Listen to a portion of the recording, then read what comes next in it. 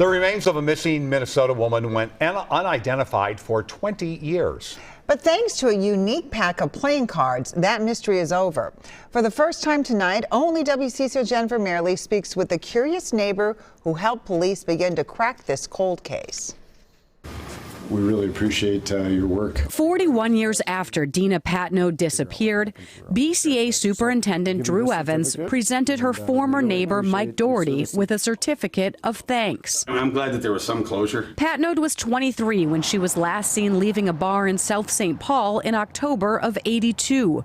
Remains found 80 miles away along Highway 61 in Wabasha County 7 years later wouldn't be identified until 2009. So there was a recreation made out of clay at that time, trying to create a picture of her so that the public would identify her.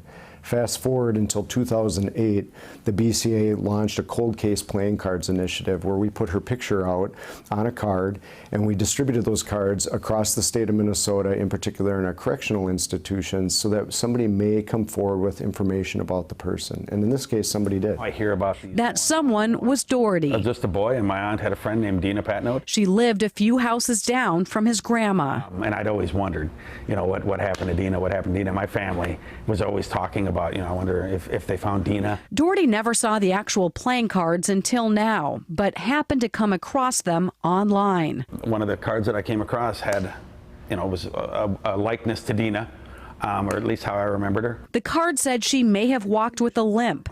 That was the detail that made Doherty reach out with information. His aunt shared she had fallen off a motorcycle and had surgery on her leg. It was probably 6 months later, he told me that they had went down to Iowa and got a hair sample from her sister, and that it was what he called a family match. WCCO was there in 2009 when Patno's sister spoke about finding some closure. We just never thought we'd hear anything, and this is it's phenomenal, and we're so thankful that she got to be one of the playing cards because she wouldn't be identified. I know that.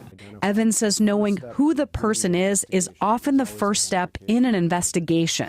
Then we can start to track back where that person was, who may have seen them on the night of their disappearance, when they were prior to them being deceased. And while her identity is solved, what happened to Patno remains a mystery. A lot of our leads have come up dry in this particular case, and so this is where we really need the public's help to help us understand anything big or small. Do you still want some of those answers about what happened to her? I'd be very curious to see the case. I'd be happy to see it solved.